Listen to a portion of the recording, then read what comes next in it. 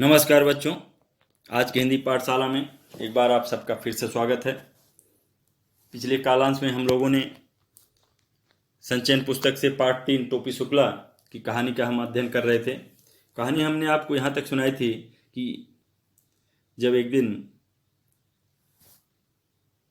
अम्मी शब्द टोपी शुक्ला ने मनी कहा तो वही सुभद्रा देवी ने सवाल किया कि ये लफ्ज तुमने कहाँ सीखा। आगे देखिए कहानी। लफ्ज टोपी ने आंखें नचाई। लफ्ज का होता है माँ? ये अम्मी कहना तुमको किसने सिखाया है? दादी गर्जी। ये हम इफ़न से सीखा है। उसका पूरा नाम क्या है ये हम ना जानते। तय कौनो मियाँ के लड़का से दोस्ती कर लीले बाय कारे। राम दुलारी की आत्मा गनगना गई। बहू तुमसे कितनी बार कहूं कि ये मेरे सामने गवारों की यह जवान ना बोला करो।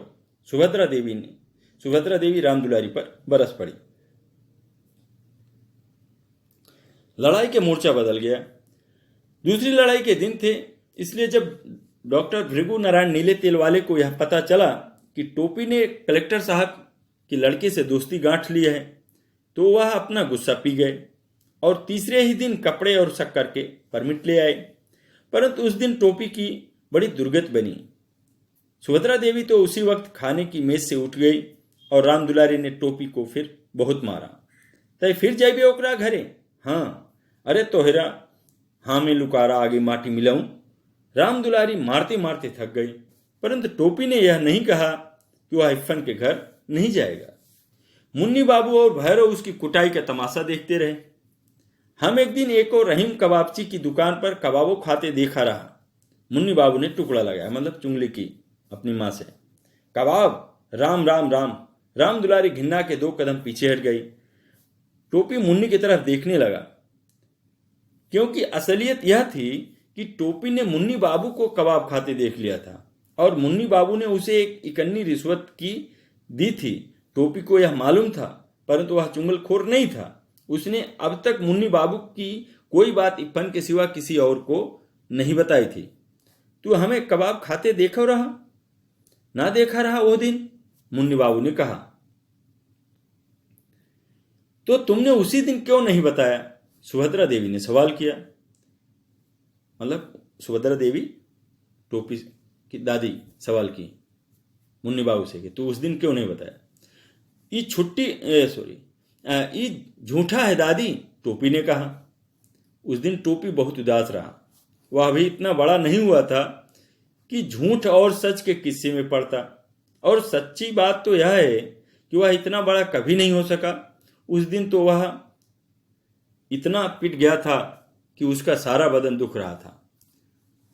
वह बस लगातार एक ही बात सोचता रहा कि अगर एक दिन के वास्ते वह मुन्नी बाबू से बड़ा हो जाता तो समझ लेता उनसे, परंतु मुन्नी बाबू से बड़ा हो जाना उसके बस में तो था नहीं। वह मुन्नी बाबू से छोटा पैदा हुआ था और उनसे छोटा ही रहा। दूसरे दिन वह जब स्कूल में इफ़न से मिला तो उसने उसे सारी बातें बता दी। दोनों जुगरफिया का घंटा छोड़कर सरक गए। पंचम की दुकान से इफ़न ने केले खरीदे। बात यह है कि टोपी फल के अलावा और किसी चीज को हाथ नहीं लगाता था। ऐसा ना हो सकता का कि हम लोग दादी बदल लें? टोपी ने कहा, यानी इफ़न से। तोहरी दादी हमरे घर आ जाएं और हमारी तोहरे घर चली जाएं।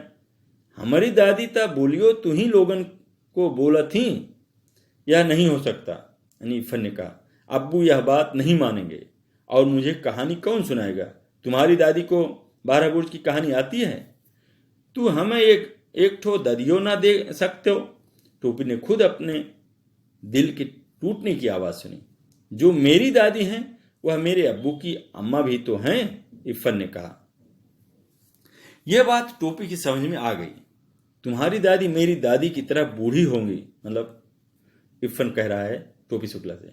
हाँ, तो फिर ना फिक्र ना करो, इफ़न ने कहा। मेरी दादी कहती हैं कि बूढ़े लोग मर जाते हैं।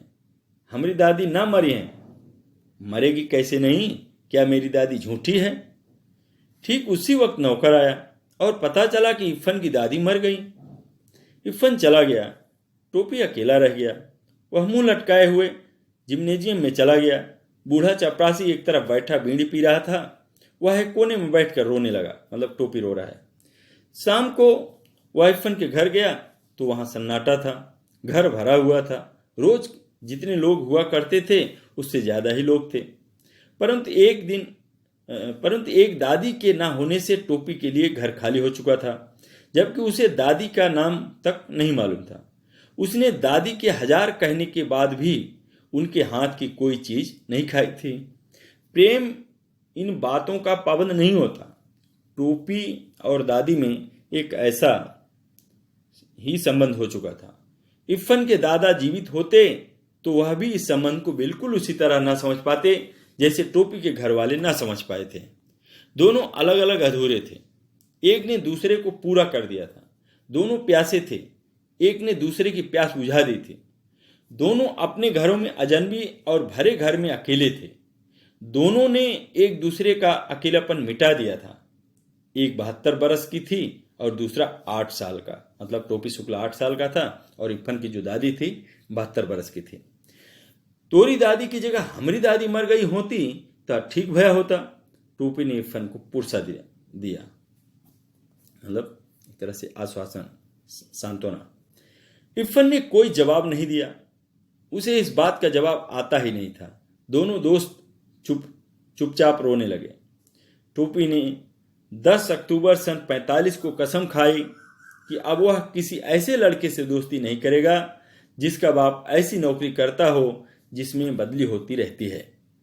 10 अक्टूबर सन 45 का यूं तो कोई महत्व नहीं, परंतु टोपी के आत्म इतिहास में इस तारीख का बहुत महत्व है, क्योंकि इसी तारीख को इरफान के पिता बदली पर, यानी ट्रांसफर हो गया, बदली या स्थानांतरण बोले, बदली पर मुरादाबाद चले गए। यानी बनारस में पोस्टिंग थी, अब बनारस से मुरादाबाद आ गए।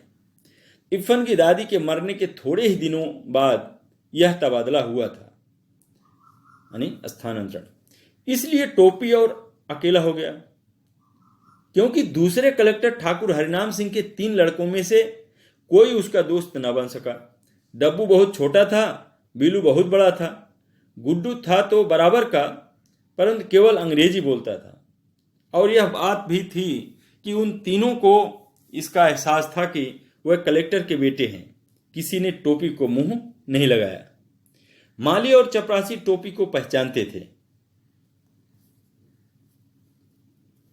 इसलिए वह बंगले में चला गया। बीलू, गुड्डू और डब्बू उस समय क्रिकेट खेल रहे थे। डब्बू ने हिट किया, गेंद सीधी टोपी के मुंह पर आई। उसने घबराकर हाथ उठाया, गेंद उसके हाथों में आ गई। House that? हेडमाली अंपायर था, उसने उंगली उठा दी।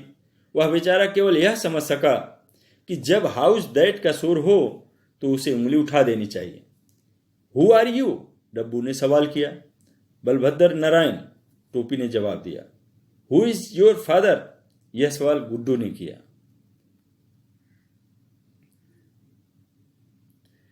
तो भृगु नारायण, मतलब टोपी शुक्ला ने कहा, अपने पिता नाम बताया कि भृगु नारायण। ये बीलू ने अंपायर को आवाज दी, ये भृगु नारायण कौन है? एनी ऑफ आवर चपरासीज? नाही साहेब, अंपायर ने कहा, शहर के मशहूर दागदर हैं। भोजपुरी में डॉक्टर को दागदर कहते हैं। You mean doctor? डब्बू ने सवाल किया। यस सर, हेडमाली को इतनी अंग्रेजी आ गई थी। बट ही लुक्स सो क्लेमजी, बीलू बोला। टोपी अकड़ गया।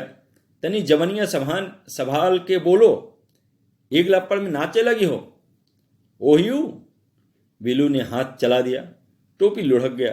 फिर वह गालियां बकता हुआ उठा, परंतु हेडमाली बीच में आ गया और डब्बू ने अपने अल्सेशियन को सुस्कार दिया।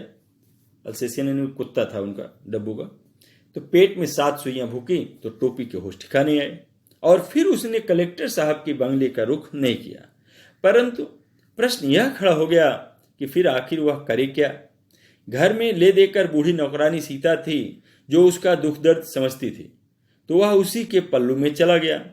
और सीता की छाया में जाने के बाद उसकी आत्मा भी छोटी हो गई। सीता को घर के सभी छोटे बड़े डांट लिया करते थे और टोपी को भी घर के सभी छोटे बड़े डांट लिया करते थे। इसलिए दोनों एक दूसरे से प्यार करने लगे। टेक मत किया करो बाबू। एक रात जब मुन्नी बाबू और भैरव का दाज करने पर वह बहुत पिटा तो सीता ने उसे अपनी कोठरी में ले जाकर समझाना शुरू किया। बात यह हुई कि जाड़ों के दिन थे। मुन्नी बाबू के लिए कोट का नया कपड़ा आया, भैरव के लिए भी नया कोट बना। टोपी को मुन्नी बाबू का कोट मिला। कोट बिल्कुल नया था। मुन्नी बाबू को पसंद नहीं आया था, फिर भी बना तो था उन्हीं के लिए, था तो उतरन। टोपी ने वह कोट उसी वक्त दूसरी नौकरानी केतकी के बेटे को दे दिया। वह खुश हो गया। नौकरानी के बच्चे को दे दी जाने वाली चीज वापस तो ली नहीं जा सकती थी, इसलिए तय हुआ कि टोपी जाड़ा खाए। हम जाड़ा उड़ा ना खाएंगे, भात खाएंगे, टोपी ने कहा। तुम जूते खाओगे, सुभद्रा देवी बोली। आपको यह न मालूम कि जूता खाया ना जात पहना जात है। दादी से बदतमीजी करते हो, मुन्नी बाबू ने बिगड़ कर कहा। ताका हम इनकी पूजा करें?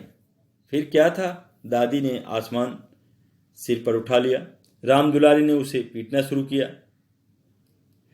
तू 10वां में पहुंच गई बाढ़, सीता ने कहा। तुम्हें दादी से टर्राओ कि ताना चाहिए, तर्क वितर्क नहीं करना चाहिए। तीनों वो तुहार दादी बाड़िन, मतलब वो आपकी दादी हैं, ऐसा। सीता ने तो बड़ी आसानी से कह दिया कि वह 10वें में पहुंच गया है, परंतु यह बात इतनी आसान नहीं थी। 10वें में पहुंचने के लिए उसे बड़े पापड़ बेलने पड़े। 2 साल तो वह फेल ही हुआ। 9वें में तो वह सन 49 में ही पहुंच गया था, परंतु 10वें में वह सन 52 में पहुंच सका। जब वह पहली बार फेल हुआ तो मुन्नी बाबू इंटरमीडिएट में फर्स्ट आए और भैरव छठे में। सारे घर ने उसे जवान की नोक पर रख लिया। वह बहुत रोया। बात यह नहीं थी कि वह गाउदी था, वह काफी तेज था, परंतु उसे कोई पढ़ने ही नहीं देता था। वह जब पढ़ने बैठता तो मुन्नी बाबू को कोई काम निकल आता या राम दुलारी को कोई ऐसी चीज मंगवानी पड़ जाती जो नौकरानी से नहीं मंगवाई जा सकती थी। यह सब कुछ ना होता तो पता चलता कि भैरव ने उसकी कापियों के हवाई जहाज उड़ा डाले हैं। दूसरे साल उसे टाइफाइड हो गया। तीसरे साल वह 3rd डिवीजन में पास हो गया। यह 3rd डिवीजन कलंक के टीके की तरह उसके माथे से चिपक गया।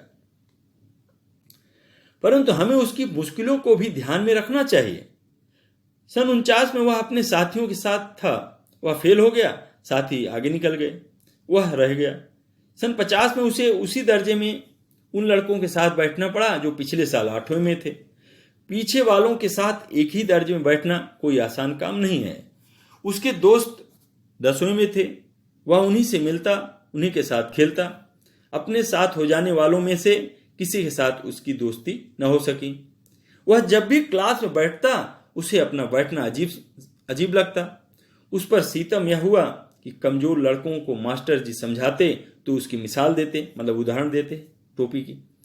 क्या मतलब है, शाम अवतार या मोहम्मद अली बलभद्र की तरह इसी दर्जे में टिके रहना चाहते हो क्या? यह सुनकर सारा दर्जा हंस पड़ता। हंसने वाले वह होते जो पिछले साल 8वें में थे। वह किसी ना किसी तरह इस साल को झेल गया, परंतु जब सन 51 में भी उसे 9वें दर्जे में ही बैठना पड़ा तो वह बिल्कुल गीली मिट्टी का लौंदा हो गया, क्योंकि अब तो 10वें में भी कोई उसका दोस्त नहीं रह गया था। 8वें वाले 10वें में थे, 7वें वाले उसके साथ। उनके बीच में यह अच्छा खासा बूढ़ा दिखाई देता था। वह अपने भरे पूरे घर की तरह अपने स्कूल में भी अकेला हो गया था। मास्टरों ने उसका नोटिस लेना बिल्कुल ही छोड़ दिया था। कोई सवाल किया जाता और जवाब देने के लिए वह भी हाथ उठाता तो कोई मास्टर उससे जवाब न पूछता।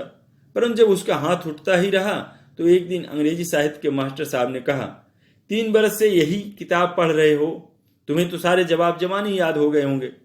इन लड़कों को अगले साल हाई स्कूल का इम्तहान देना है, तुमसे पार साल पूछ लूंगा, मतलब पिछले साल। टोपी इतना शर्माया कि उसके काले रंग पर लाली दौड़ गई, और जब तमाम बच्चे खिलखिलाकर हंस पड़े तो वह बिल्कुल मर गया।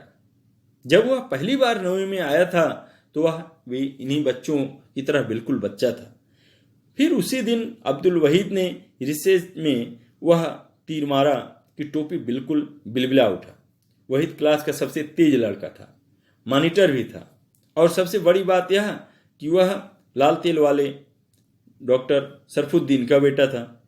उसने कहा, बलभद्र, अबे तो हम लोगन में का घुसता है, एर्थ वालन से दोस्ती कर, हम लोग तो निकल जाएंगे, बाकी तुम्हें तो उन्हीं सबन के साथ रहे को हुए। यह बात टोपी के दिल के आर पार हो गई और उसने कसम खाई कि टाइफाइड हो या टाइफाइड का बाप, उसे पास होना है। परंतु बीच में चुनाव आ गए। डॉक्टर भृगुनारायण नीले तेल वाले खड़े हो गए। अब जिस घर में कोई चुनाव के लिए खड़ा हो गया हो, उसमें कोई पढ़ लिख कैसे सकता है? वह तो जब डॉक्टर साहब की जमानत जब्त हो गई तब घर में जरा सन्नाटा हुआ और टोपी ने देखा कि इम्तिहान सिर पर खड़ा है। वह पढ़ाई में जुट गया, परंतु ऐसे वातावरण में क्या कोई पढ़ सकता था? इसलिए उसका पास ही हो जाना बहुत था।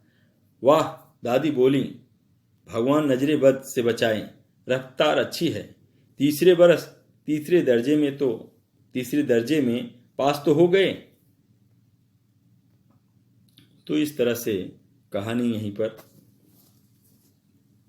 टोपी शुक्ला की समाप्त होती है। आशा रखता हूँ कि आप लोगों को कहानी समझ में आई होगी। और मैं आप लोगों से बताना चाहूँगा कि शायद ये वीडियो अपलोड करने के बाद अक्षर ना दिखें, लेकिन आप लोग कहानी सुनना और इस कहानी सुनने के बाद अपनी किताब से इसको जो है एक बार जरूर अध्ययन करना। इन्हीं शब्दों के साथ मैं अपनी वाणी को विराम देता हूँ। अगले कालांश में हम फिर इस पाठ के प्रश्नोत्तर की चर्चा करेंगे। धन्यवाद।